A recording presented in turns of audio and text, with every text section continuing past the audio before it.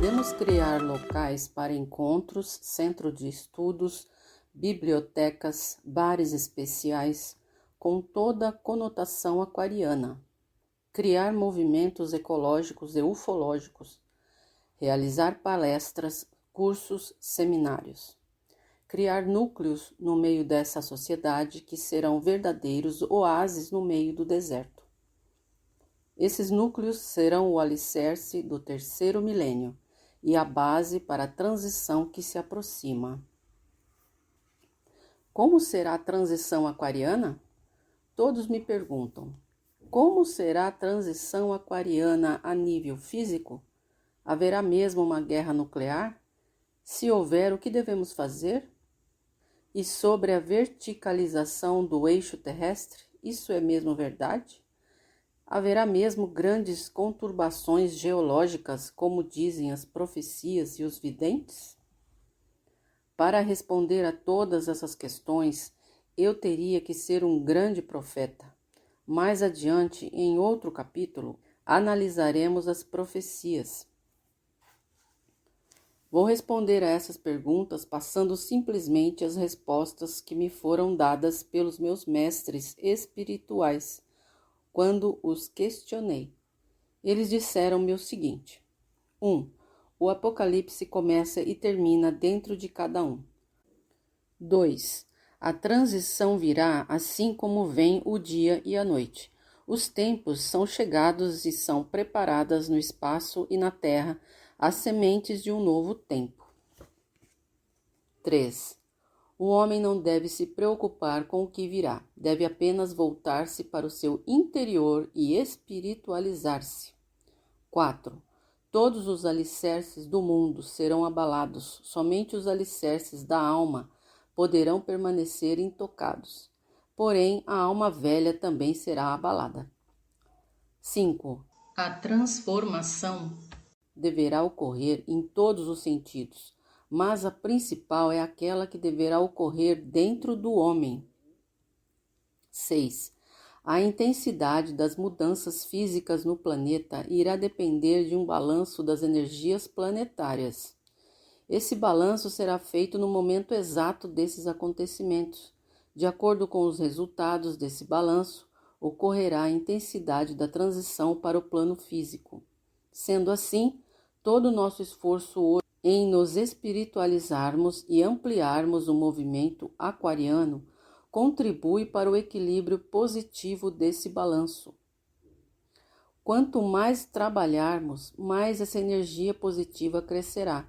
Então, o sofrimento para a humanidade no momento da transição será muito amenizado. Portanto, a única coisa importante a se fazer hoje para a civilização é trabalhar a espiritualidade e o despertar da consciência aquariana no mundo. Só assim estaremos contribuindo para uma transição mais amena e com menos sofrimento para a humanidade. 7. É importante compreender que as coisas não estão todas predeterminadas. As coisas ainda estão em aberto em muitos pontos e só dependerá de nosso esforço, do nosso trabalho para que esse processo de transição seja influenciado de forma positiva.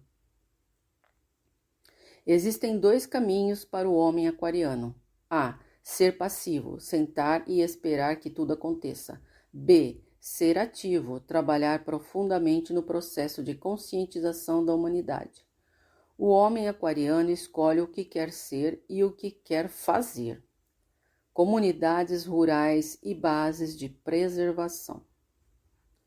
Nesse ponto, devemos falar das comunidades rurais e das bases de preservação para suportar os momentos críticos da transição.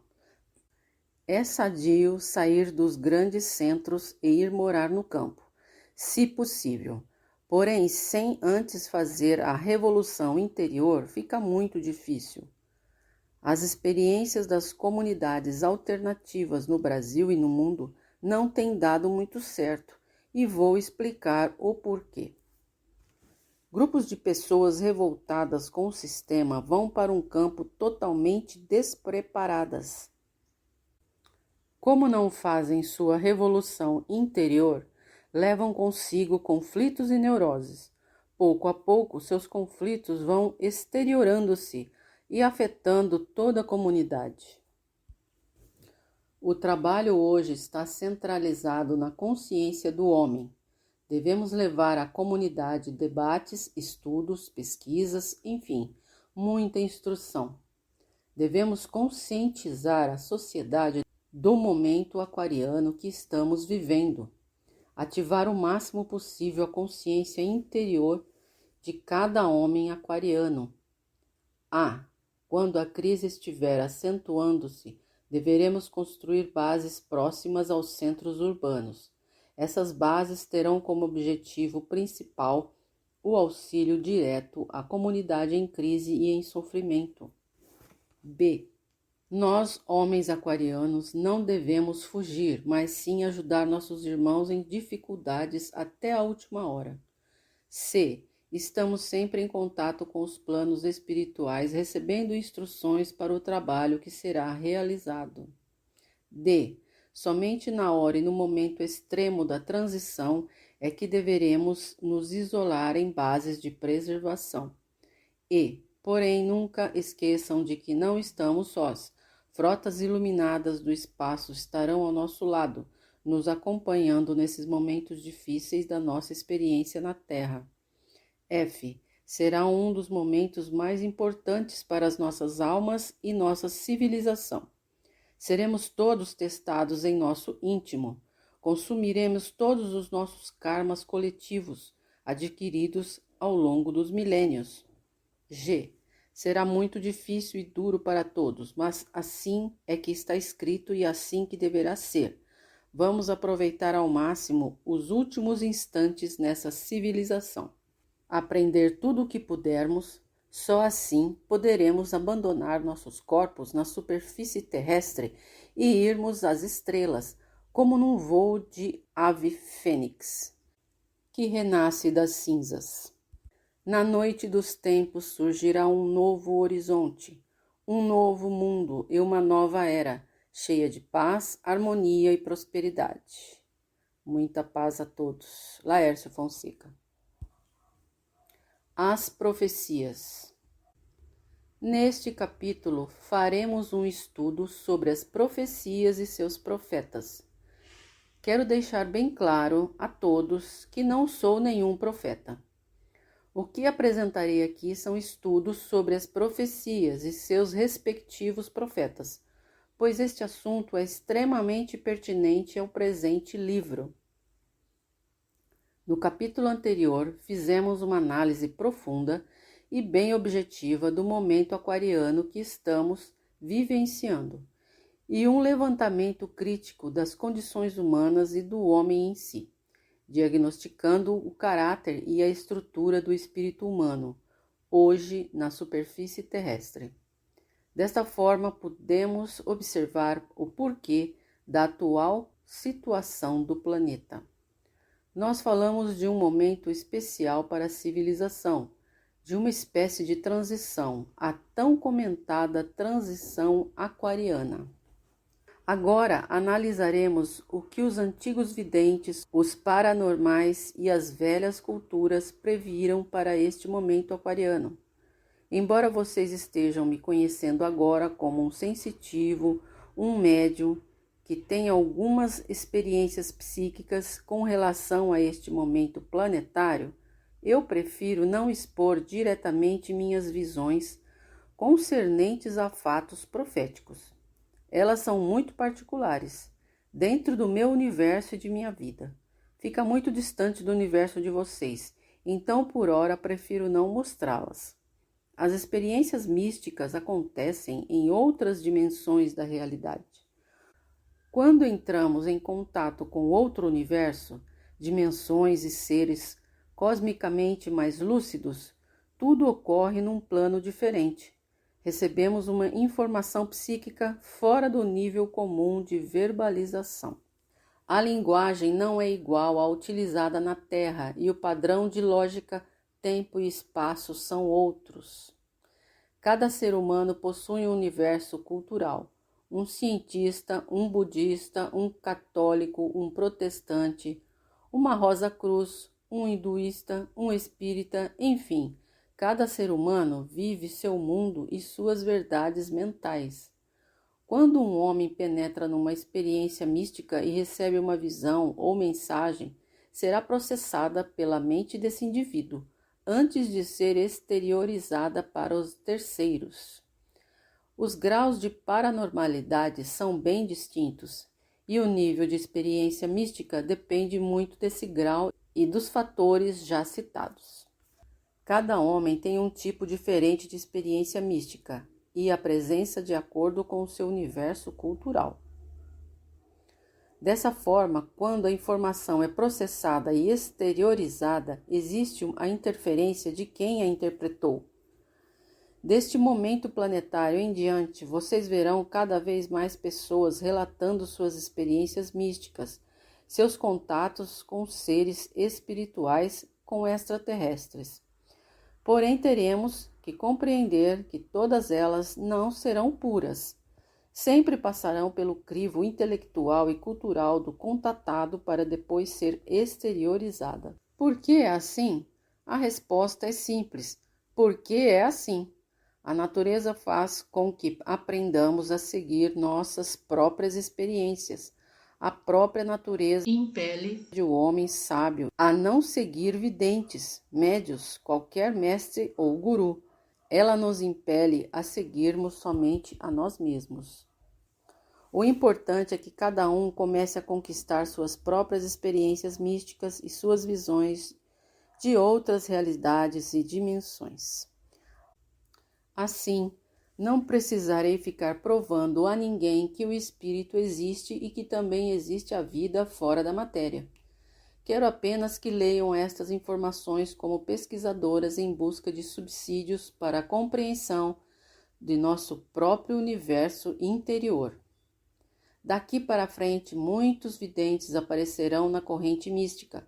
Milhares dirão que estão recebendo mensagem de Astar Shehan, que vem o futuro e a destruição da Terra. Muitos preverão fatos que não acontecerão. Trarão mensagens confusas que nada esclarecerão. Os homens da ciência irão recriminá-los pesadamente, ridicularizando-os e com razão. Haverá muita confusão nos meios esotéricos e em todo o setor da vida humana. A ciência chamará os médiums e os videntes de neuróticos e esquizofrênicos, e muitos são mesmo. Porém, é preciso lembrar um detalhe: existem videntes e videntes. Aparecerão muitos homens confusos com suas experiências místicas. Elas abalarão seus universos psíquicos e as informações exteriorizadas não serão realmente confiáveis. Contudo, alguns bons videntes e elevados paranormais, pessoas lúcidas e conscientes de suas experiências místicas, poderão operar e trabalhar objetivamente para o despertar da nova era. Haverão homens realmente despertos, sérios, claros e altamente equilibrados emocionalmente. Só precisamos ter um bom senso de orientação interna para descobrirmos e recebermos orientação desses verdadeiros emissários do astral maior. O vidente comum veste-se com trajes exóticos, constrói seitas para se tornar líder e chefe. A verdade nunca estará nestes locais sombrios e obscuros, que tanto fizeram parte da velha humanidade e que está morrendo. Ela só será encontrada dentro de nossos corações. Fora disso, serão apenas livros, seitas, palavras e coisas mortas sem sentido. Vamos então à análise das profecias. Quero deixar bem claro que não farei nenhuma afirmação a respeito, somente citarei fatos para que todos possam refletir. As profecias maias. Começaremos analisando rapidamente os povos maias, cuja civilização mística nos reserva mistérios ocultos tão intrigantes. Esses povos nunca tiveram qualquer contato com os europeus ou asiáticos, viveram milhares de anos nas Américas e depois se extinguiram de forma inexplicável. Não existem vestígios de grandes guerras, de nenhum desastre natural, de doença epidêmica ou qualquer outra coisa desse gênero que pudesse tê-los dizimado. Simplesmente desapareceram sem deixar qualquer pista que pudesse indicar tal fato. Não há indícios de grandes migrações, pois certamente teriam deixado rastros culturais. Isto incita-nos a pensar em alguma intervenção superior, uma intervenção intra- ou extraterrenas, ou ambas. Os povos maias possuíam grandes conhecimentos de astronomia, construíram um calendário que é um verdadeiro registro de acontecimentos passados e proféticos. O calendário maia foi concebido dentro de padrões cíclicos, possuindo começo, meio e fim. No entanto, centralizaremos nossos estudos nas profecias para o final do século. Na famosa roda maia, os 5 grandes hieróglifos são chamados de sóis dos elementos e registram as grandes catástrofes que o planeta já sofreu e as que ainda estão por vir. O calendário astronômico maia é baseado em coordenadas estelares e seu fim está vinculado a uma grande conturbação planetária que mudaria totalmente as posições das estrelas. Sendo assim, teria que ser feito a partir desse fato um novo calendário. A data exata do final do calendário difere para alguns historiadores. Segundo 2 dos maiores pesquisadores da cultura maia, Sir Hochleiter prevê o final para 1997 e Sir Thompson para 2012. Nessas possíveis datas estaria sendo consumada a última profecia maia que prevê grandes conturbações terrenas, perturbações geológicas de grande porte colocando milhares de vulcões em atividades, causando grandes incêndios e poluindo a atmosfera do planeta de uma maneira jamais vista. Os maias preveem mudanças astronômicas para a Terra, mas para que isso aconteça, seriam necessárias forças externas tremendamente poderosas. Talvez a passagem de algum corpo celeste de grande massa possa alterar significativamente o equilíbrio astronômico terrestre. Outra profecia maia importante diz respeito à vinda dos seus deuses protetores para a Terra, a fim de ajudar a civilização na travessia desses momentos de transição. Um dos hieróglifos prevê que a vinda dos seus deuses protetores se daria num ciclo sagrado maia, antes do final dos tempos, que é exatamente 52 anos. Se fixarmos a data do Apocalipse Mundial para 1999, explicarei mais tarde à frente o porquê dessa data, teremos o seguinte fato: 1999 menos 52 igual a 1947, que coincide com a primeira onda ufológica dos tempos modernos.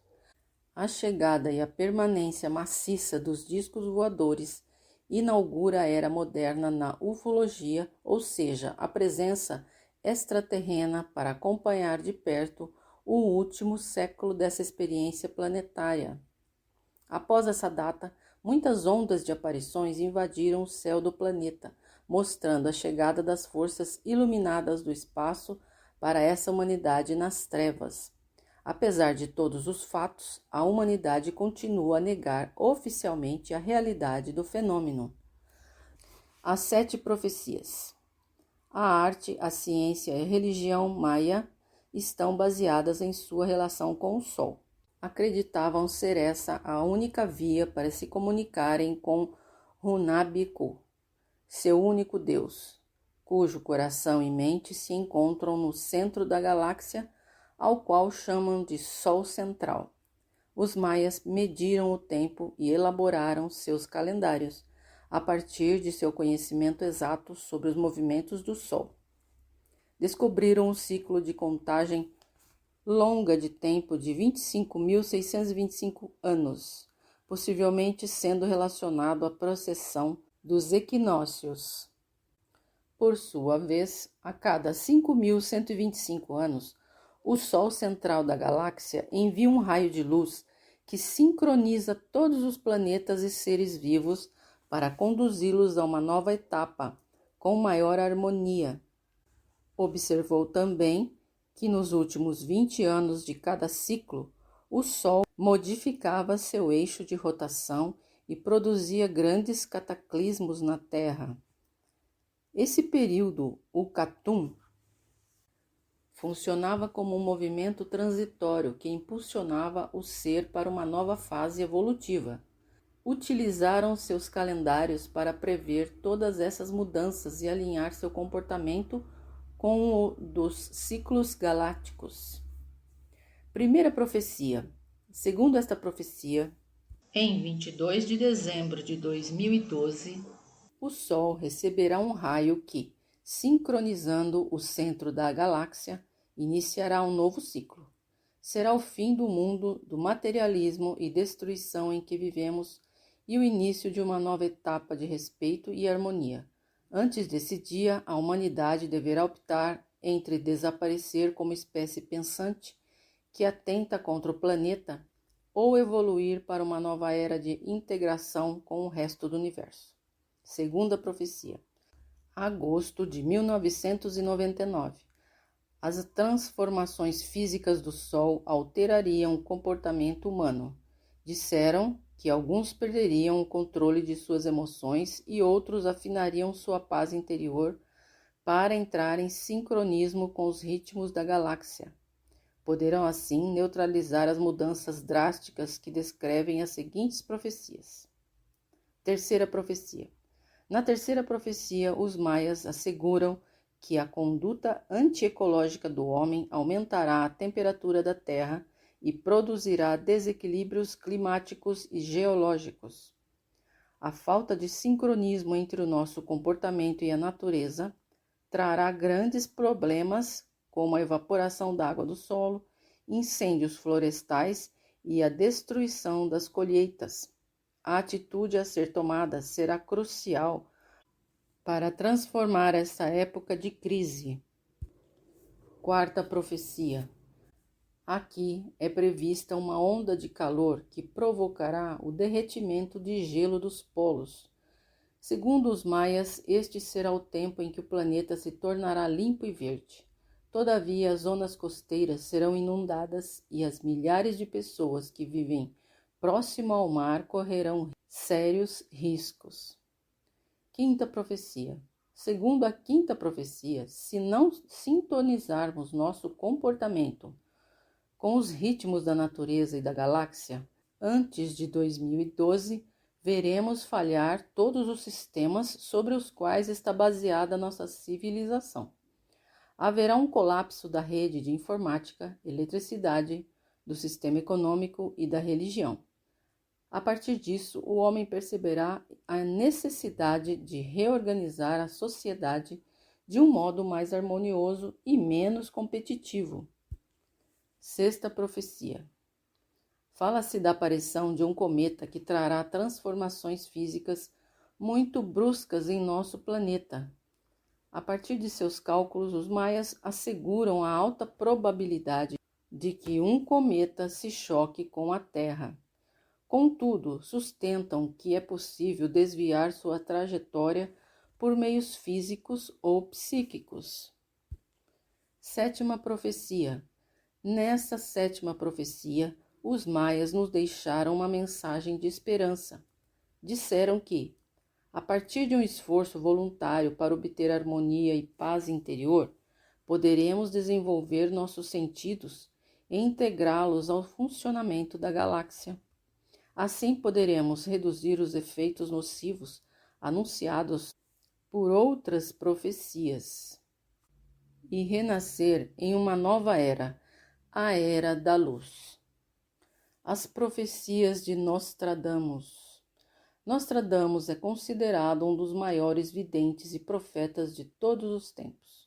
Seu grau de infalibilidade é altíssimo. A forma de escrever, a técnica para ocultar dados, o uso da ciência astronômica para marcar suas datas futuras É claro, para quem tem conhecimento de causa. Ele procurava escrever sob forma velada, oculta, para fugir dos tribunais da Inquisição. Para um leigo, o texto é confuso e sem sentido algum, porém, para um estudioso, é como montar um quebra-cabeça intrigante. É o que faremos. Montaremos o quebra-cabeça profético e tiraremos dele dados e profecias para os nossos dias. Em primeiro lugar, analisaremos uma das quadras, julgo a mais importante, por ocultar a data do Apocalipse e dos acontecimentos. Creio que, se não for a data exata, pelo menos marca o período ou tempo em que essas profecias irão se cumprir. Abre aspas. No ano do grande sétimo milênio, número completado, aparecerão nessa ocasião os jogos da Hecatombe, não longe do grande milênio, quando os mortos sairão de suas tombas. Fecha aspas.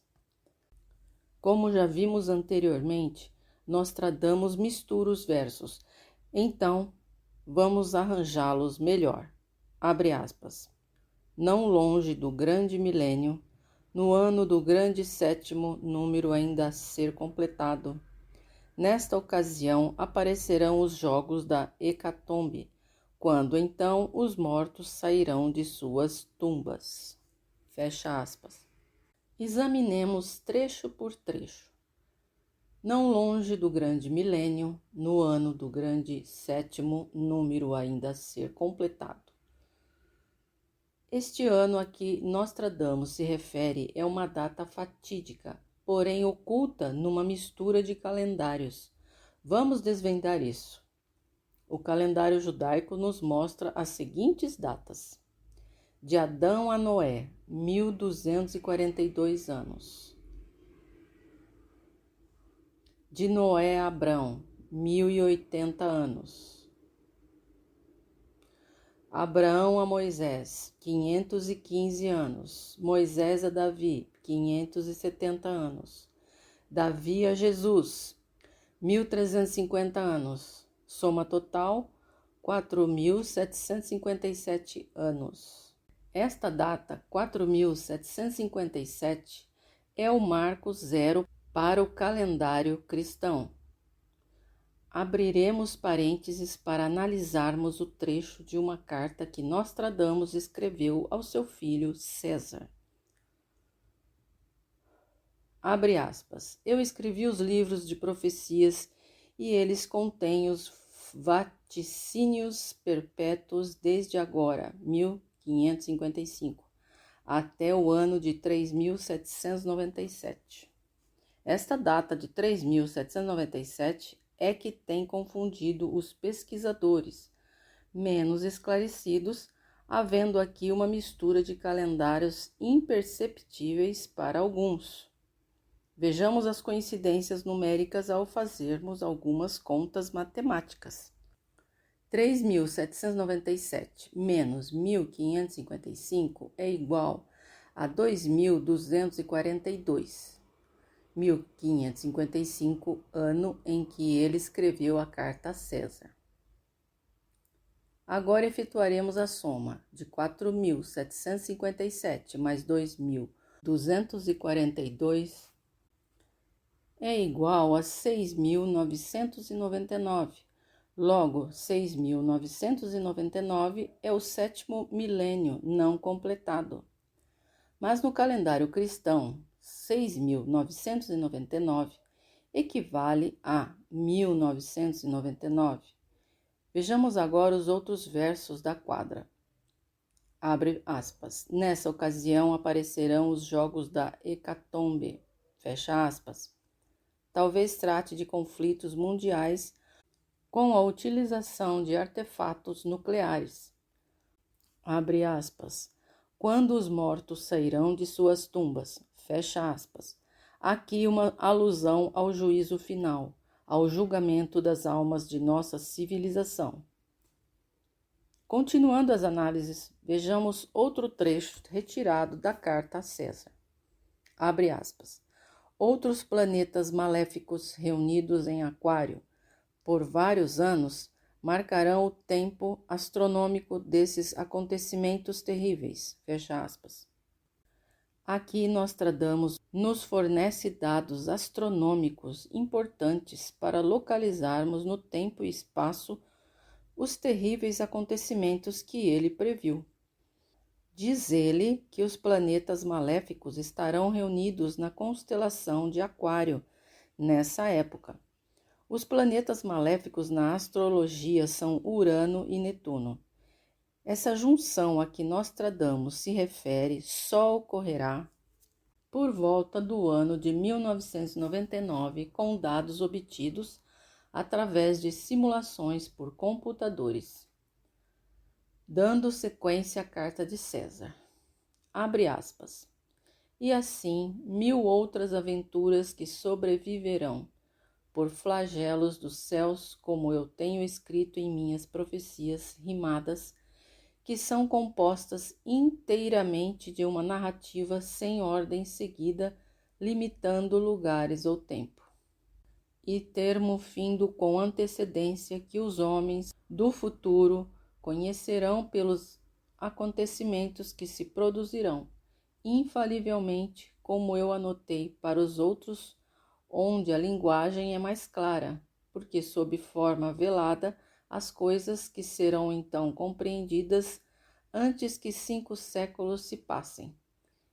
E ainda são perpétuos os vaticínios desde agora, 1555, até o ano de 3797, 1999. Fecha aspas. Aqui temos muitas informações interessantes. Os homens do futuro conhecerão, sob forma velada. Estas coisas serão compreendidas antes que 5 séculos se passem. Isso significa que já estamos na época em que Nostradamus previu para que os homens compreendessem e se decifrassem suas profecias. Temos que deixar claro que Nostradamus não podia encontrar horas e dias exatos para suas previsões. Ele poderia, no máximo, estar delineando épocas em que esses eventos poderiam ser disparados. Portanto, pelo fato de estarmos em uma época além do ano 2000, podemos notar claramente os sinais de agravamento nas condições geológicas e climáticas do planeta.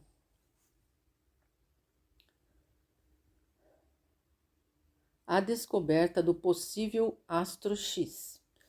Ficamos perplexos todas as vezes que nos deparamos com as profecias para o final dos tempos.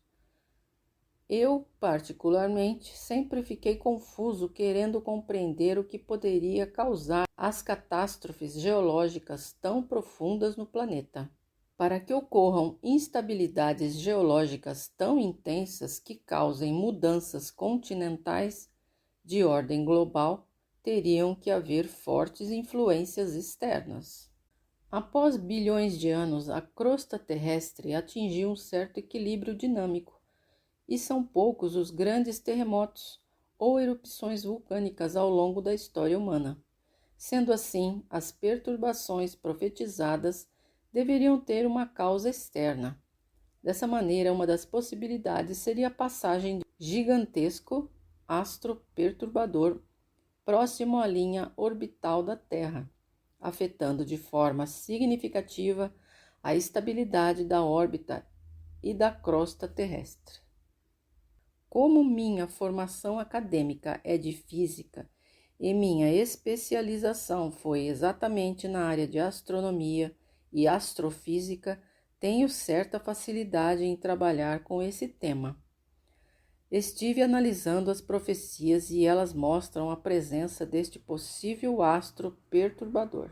Fala-se muito nos dias de hoje na verticalização do eixo da rotação da Terra. Para que isso ocorra, será necessário aplicar uma força de fora do planeta. Dessa maneira, lançaremos a hipótese da existência do astro X e tentaremos procurá-lo nas entrelinhas das profecias de Nostradamus. Analisemos a seguinte quadra. Abre aspas. por mais de 11 vezes a lua não quererá o sol, ambos aumentados e diminuídos em graus, posto tão abaixo dele que encobrirá o outro. Depois da praga e da fome, o grande segredo será descoberto. Fecha aspas. Mediante análise por computadores, podemos encontrar os seguintes dados. Abre aspas, por mais de 11 vezes a lua não quererá o sol. Fecha aspas.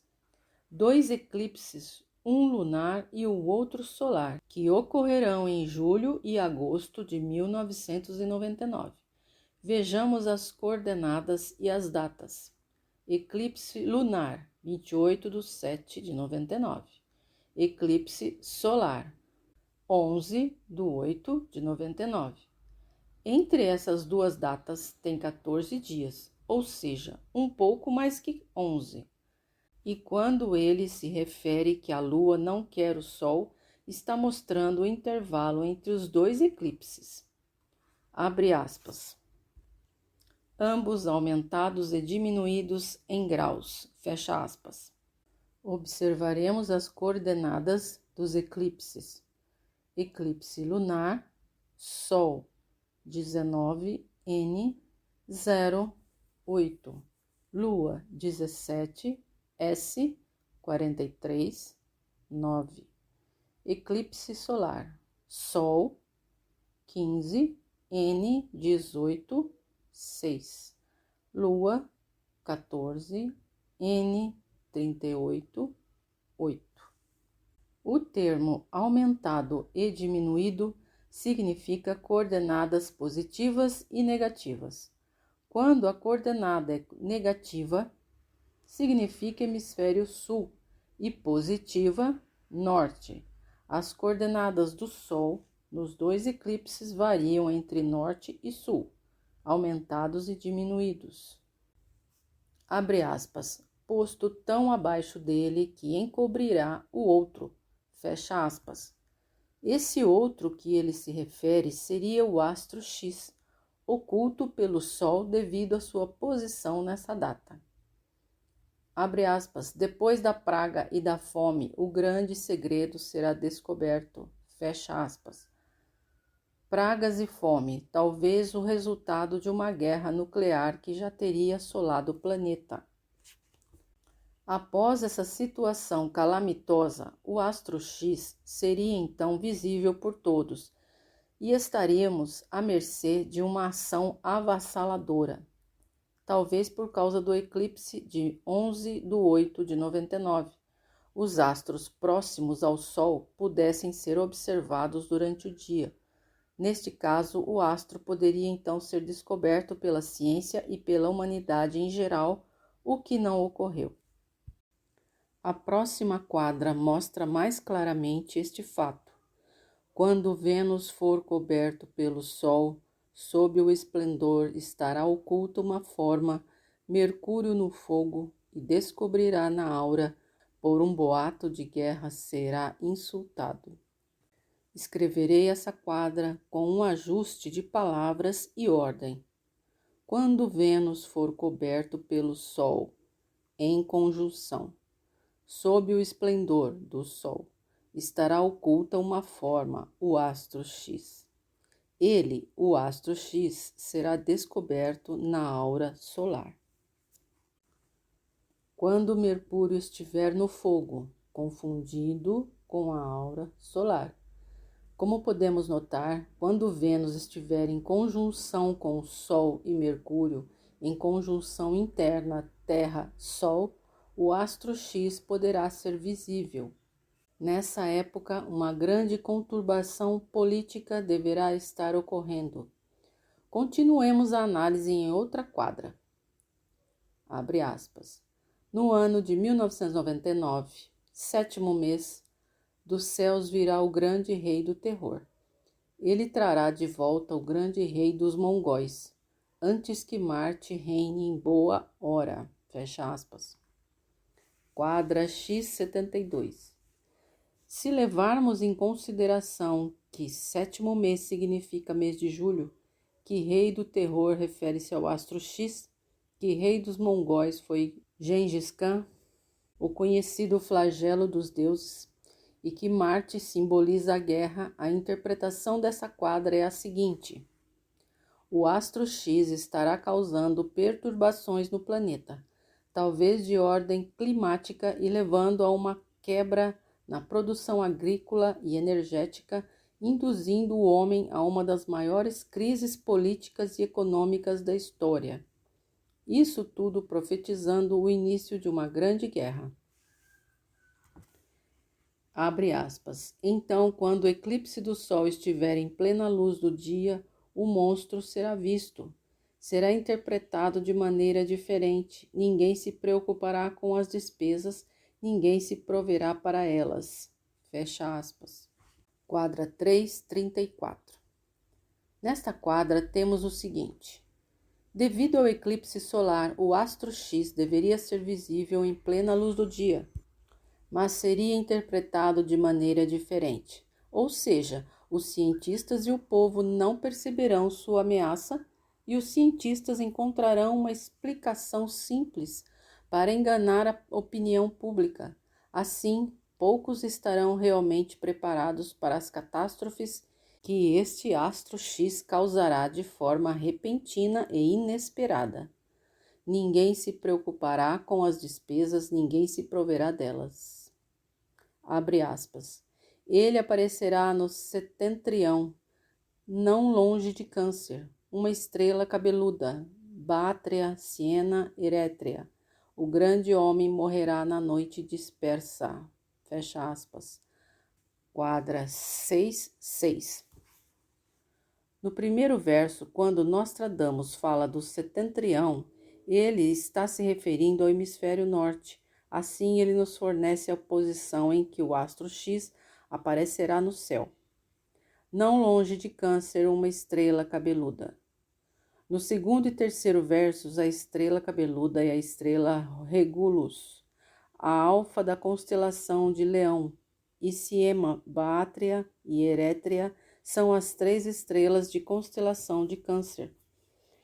Desse modo, o profeta nos identifica a localização do astro X entre a constelação de Câncer e Leão.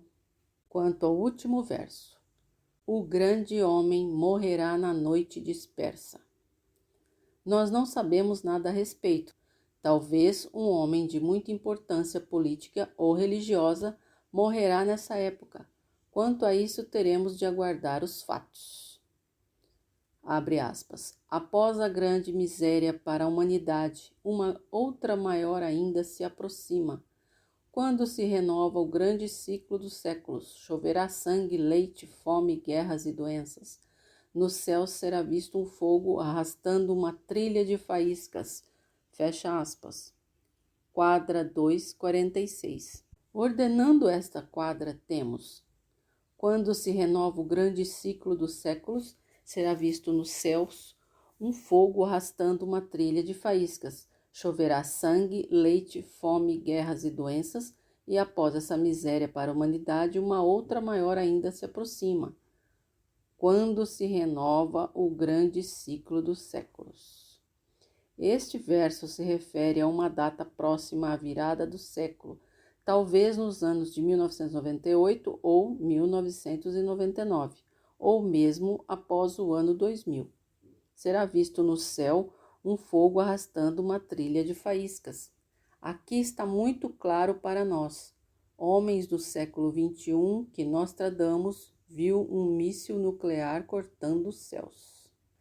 Para ele que viveu numa época onde nem se podia imaginar qualquer objeto voador, imagine como deve ter encarado e interpretado tais visões. Como posteriormente escrever sobre isso, já que tais objetos não faziam parte da cultura da época? Que nomes dar a esses objetos e como explicar isso às pessoas daquele tempo? Hoje, para nós, é fácil absorver tais ideias e interpretá-las corretamente.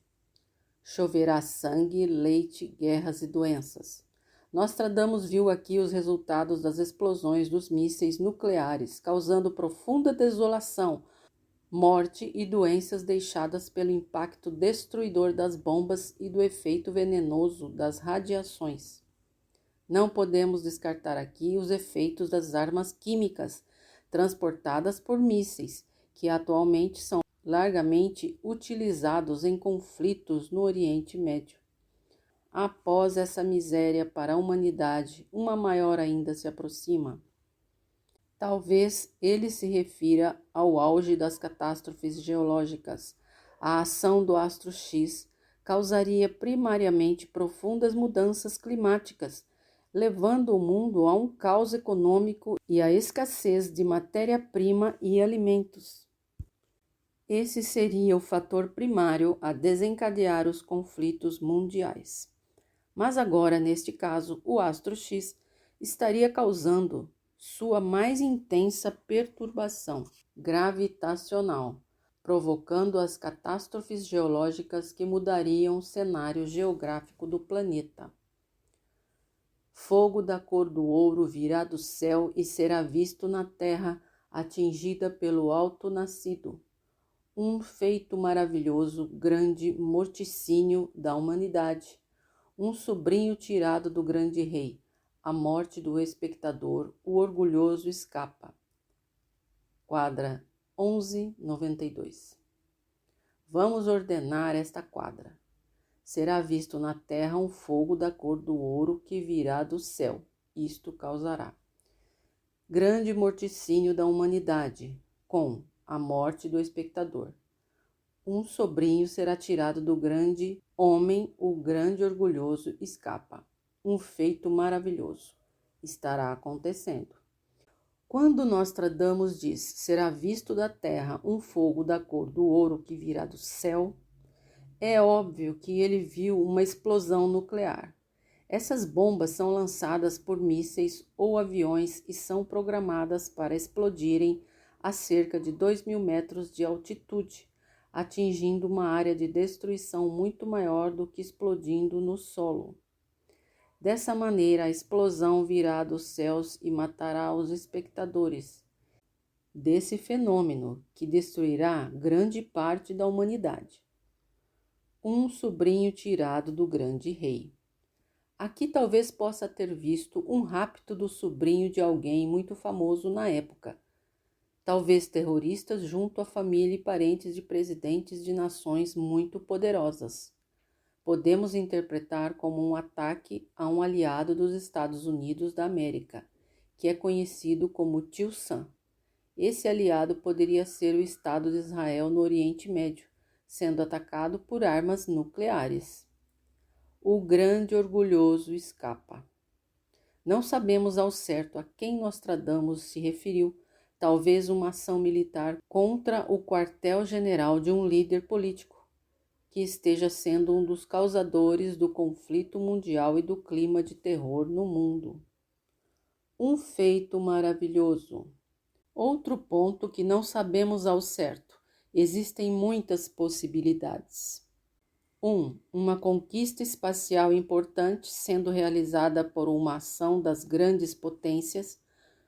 2. Contato com inteligências extraterrestres, talvez a presença maciça dos UFOs, a descoberta dos mundos intraterrenos ou até mesmo a interferência extraterrestre de grande ou pequeno porte em alguns locais da Terra, ou ainda a descoberta de uma forma de vida extraterrestre biologicamente simples em Marte ou qualquer parte do sistema solar. 3. A presença de um avatar crístico em meio ao caos. 4. Uma descoberta médica muito importante, talvez a cura da AIDS. Passemos para outra quadra. A grande estrela brilhará por 17 dias e a nuvem fará o sol parecer duplo.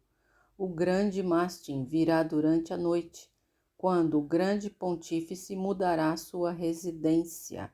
Quadra 241. O grande mastim virá durante a noite. Isso significa que a guerra nuclear será deflagrada durante a noite, quando todos dormem. O mastim significa lobo, que é um animal com hábitos noturnos. E a nuvem fará o sol parecer duplo. Os efeitos da guerra nuclear em alguns locais da Terra farão com que os céus fiquem cobertos com fumaça e fuligem das explosões cósmicas. Os incêndios devastarão florestas e cidades e durarão semanas. Os efeitos da refração da luz solar em alguns pontos nessa camada de nuvens fará o Sol parecer duplo. Outra possibilidade de interpretação é que, talvez a presença do astro X muito próximo da Terra faça com que tenhamos dois astros brilhantes no céu. Ou então estaria Nostradamus referindo-se a um grande líder político ou religioso, que assumirá o poder por apenas 17 dias, pois chegará o fim dos tempos e ele não terá o que governar? Quando o grande pontífice mudará sua residência? Aqui Nostradamus é muito claro, o Papa deverá mudar sua residência para um local seguro, tentando se proteger da iminente destruição nuclear. Vejamos outra quadra. A lua escurecida por trevas profundas, seu irmão o sol se torna de vermelho brilhante. O grande escondido por muito tempo nas sombras, segurará a lâmina na figura sangrenta. Novamente o profeta revela a aparência do sol e da lua diante das mudanças atmosféricas causadas pela guerra, ou pelas erupções vulcânicas e climáticas motivadas pelas perturbações geológicas sob a influência do astro X. O grande escondido por muito tempo nas sombras.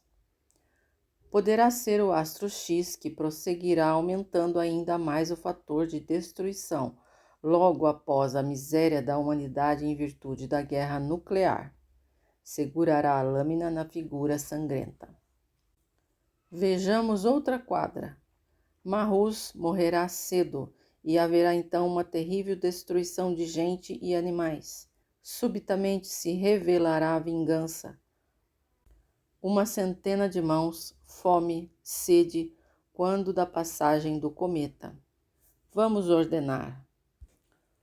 Quando ocorrer a passagem de um cometa, Marrus morrerá cedo, subitamente se revelará a vingança, e haverá então uma terrível destruição de gente e animais. Uma centena de mãos, fome e sede, quando ocorrer a passagem de um cometa. Talvez nessa época um cometa muito brilhante esteja cortando os céus, ou então essa simbologia possa ser interpretada como mísseis cruzando os céus. Marrus morrerá cedo. Talvez um político muito importante seja morto, desencadeando um conflito mundial. Subitamente se revelará a vingança. Em virtude de tal fato, uma vingança será efetuada através do uso de armas nucleares, e haverá então uma terrível destruição de pessoas e animais. O resultado de um conflito nuclear e de armas químicas matarão muita gente e animais. Uma centena de mãos, fome e sede. Uma forma alegórica de descrever o sofrimento da humanidade em virtude dos efeitos de uma guerra atômica. Nostradamus fala muito em sede. Pesquisas mostram que um dos sintomas da doença radioativa é a febre muito alta, provocando muita sede nas pessoas, mas a água potável será raridade na época. As profecias bíblicas. Os profetas bíblicos também são enfáticos em revelar um momento crucial para o destino da humanidade. Eles vêm confirmar a ideia central encerrada neste livro, que nos mostra a noção e a concepção do projeto Terra. Esses profetas nos revelam os momentos culminantes do final dos tempos, ou seja, os momentos finais do projeto Terra.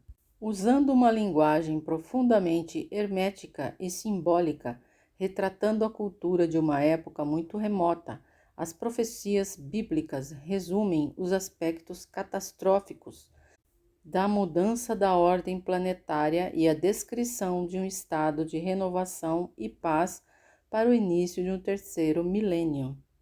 O novo projeto a ser implantado terá novas bases espirituais e outros critérios serão usados para selecionar as almas que futuramente encarnarão e farão parte de nova fase. Vamos comparar alguns trechos bíblicos com outras profecias e fatos que compõem este livro. Abre aspas. E vi um novo céu e uma nova terra, porque o primeiro céu e a primeira terra passaram, e os mares já não existem. Fecha aspas. João, Apocalipse 21:1. João nos fala de uma época após a transição geológica do planeta. Ele teve uma visão alterada das posições geográficas dos continentes e oceanos. Abre aspas, e havendo aberto o sexto selo, olhei, e eis que houve um grande terremoto, e o sol tornou-se negro como um saco de cilício, e a lua tornou-se como sangue. Fecha aspas, João, Apocalipse 6:12. Quando João fala da abertura dos selos, vamos interpretar esse fato da seguinte maneira. João tinha visões do futuro, quando se projetava para o plano astral, e lá era conduzido até a central de controle do projeto Terra. Esse ambiente é dotado de estranhos aparelhos com painéis muito sofisticados, sendo que até hoje, aqui no mundo físico, não existe nada similar. Tentarei descrever estes aparelhos.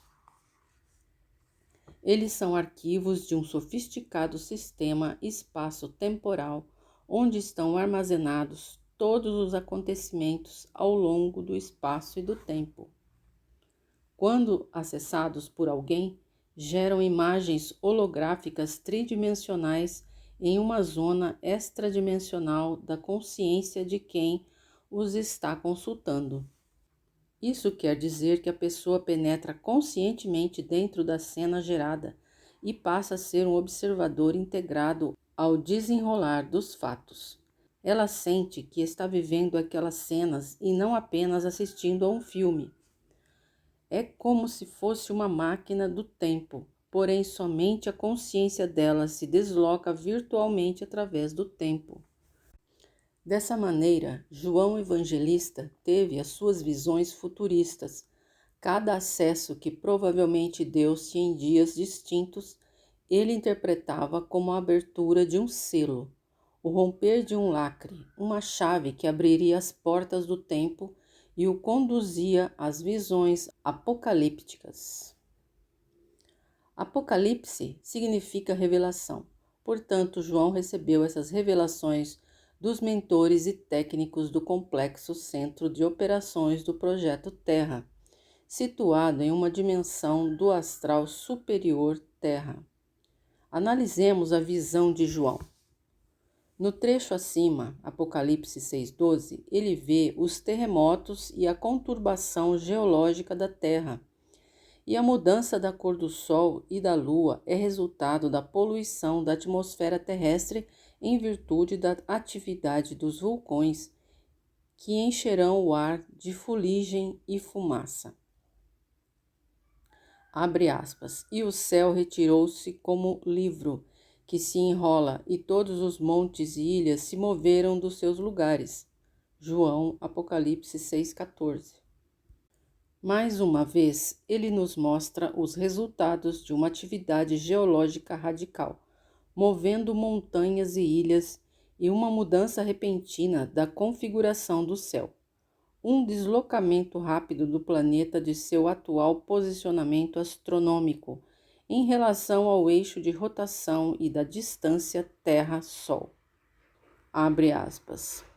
E os homens se abrasaram com um calor devorante e blasfemaram o nome de Deus, que tem poder sobre estas pragas, e não se arrependeram para lhe darem glória. Fecha aspas. João Apocalipse 15:9. É provável que João quisesse alertar sobre os efeitos destruidores de uma guerra atômica. É importante salientar que uma bomba atômica gera em seu interior uma temperatura de cerca de 100 milhões de graus centígrados. Nessas condições, a onda térmica emitida pela explosão desintegra tudo ao seu redor e os objetos que estiverem mais distantes se incendeiam instantaneamente. É óbvio que nessas condições os homens não mais acreditarão em Deus, pois estarão se perguntando onde estava esse Deus que permitiu tal desgraça para a humanidade. Sendo assim, blasfemarão contra Deus e não compreenderão o que estará acontecendo. As pragas são os efeitos secundários da guerra atômica, o tão temido Day After. Outros profetas também falam sobre esses momentos. Vejam Marcos e Lucas. Abre aspas. De todos será quebrantada a terra, de todos se moverá a terra. Fecha aspas. Marcos 24:19. Abre aspas. E haverá sinais no sol e na lua e nas estrelas, e na terra consternações das gentes pela confusão em que os porá o bramido do mar e das ondas, mirrando-se os homens de susto, e na expectação do que virá sobre todo o mundo, porque as virtudes do céu serão abaladas. Fecha aspas. Lucas 21, 25, 26.